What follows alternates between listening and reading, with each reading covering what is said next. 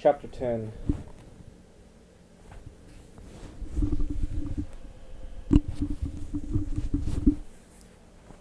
Medical trauma and illness. I ask questions throughout our sessions. Where do you feel this in your body now? Tell me about the time when you realized that. What were you feeling, seeing, and hearing? Sensory and physical awareness grounds the analysis in and through Laura's body and my body. Although we use or apply intellect, this work is not an intellectual exercise. This is a metaphoric process, better described as cooking, involving intuition and senses. Images and themes are symbolic ingredients. There is the vessel of the analytic relationship, and there is heat from emotional tension within Laura. Sometimes there is heat between us, excitement, energy, sometimes, though rarely, anger. The greater difficulty is the tension within Laura as she withholds her feelings or awareness of the deeper truth of what happened in the past or what could be becoming.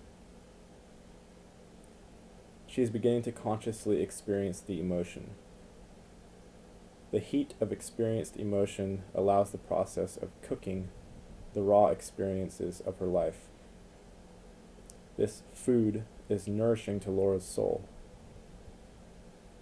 The meaning of my life feels greater, richer, when I can really feel and think about my dreams and memories, Laura reflects. I remember the beautiful, tender feeling of holding Karen in my arms when she was a newborn. Nursing her was one of the most deeply satisfying experiences of my life. Even though I lost one of my breasts later, I can remember. Feelings are held in her mind and body, accessible when she has the space and safety. It's a slow cooking process, allowing deeper integration, deeper strengthening of the ego, and the ego's connection with the greater self. Learning how to access memories, identify bodily feelings, and find words to express this is a true challenge. Out of the darkness of Laura's depression and sorrow, we both observe that her capacity for self-reflection is increasing. Using the metaphor of cooking and alchemy, Laura's unconscious, leaden feeling is slowly being transformed into the gold of consciousness, a sense of lightness in body and mind.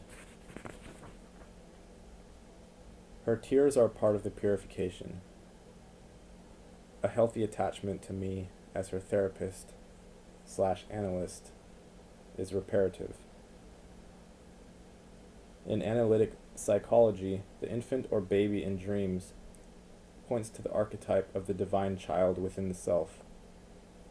A second or symbolic rebirth within is underway.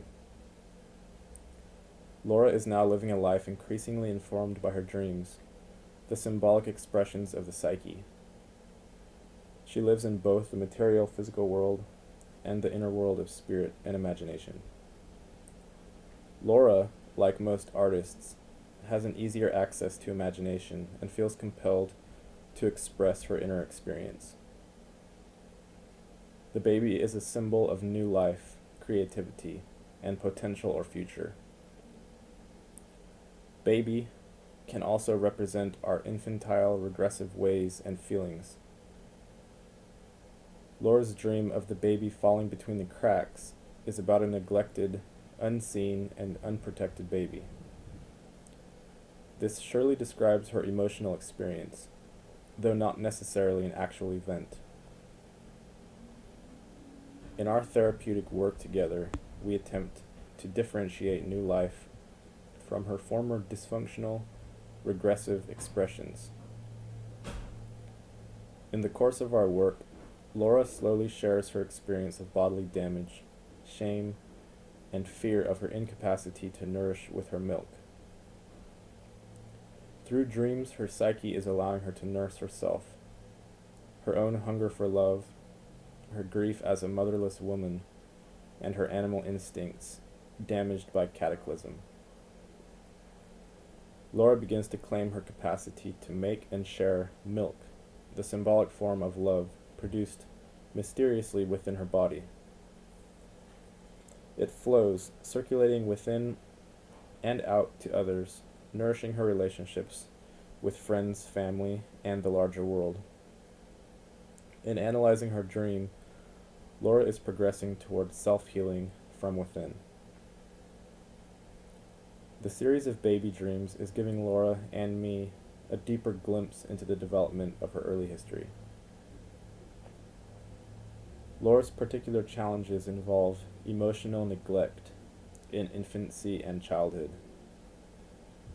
There are a few memories of the period of time before, during, and after her mother's hospitalization for a nervous breakdown. Laura was 3 years old.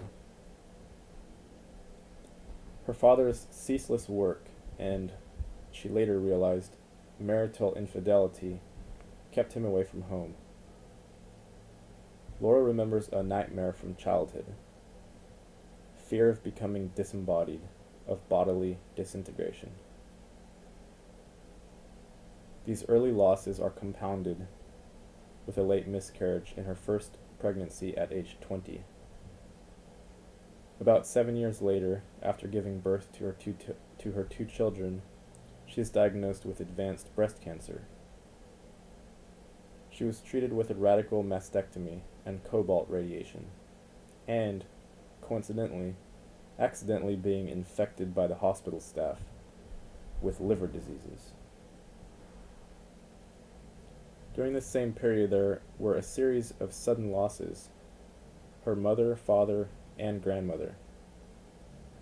All her most significant attachment figures died. Both parents, mother first, died suddenly from heart attacks. There were no funerals or memorials. A decade later, Laura suffers the mental crisis and suicide attempt of her oldest child, 17-year-old Karen, who is diagnosed as schizophrenic. For very good reasons, the baby, the new life within my patient Laura, is very hungry, very frightened, and very angry. During the analysis, there is good news. Laura is reestablishing a warm and regular relationship with her oldest, most significant woman friend, Emma, who had been living in Asia for years and now has returned to live in New England near Laura. Emma was experiencing trials within her own marriage and moved into a tiny home with an art studio nearby.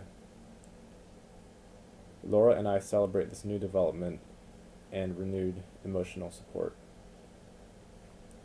The wounds in Laura's body, heart, and mind truly bleed into every aspect of her life. She's now working with and slowly accepting this reality. Compounded traumatic and chronic loss has filled so many of her years. Suffering is a core truth of the human condition. The way of becoming an authentic human being demands the acceptance of the suffering that we meet in life. Unless we embrace and integrate this reality, true joy and true liberation remain elusive.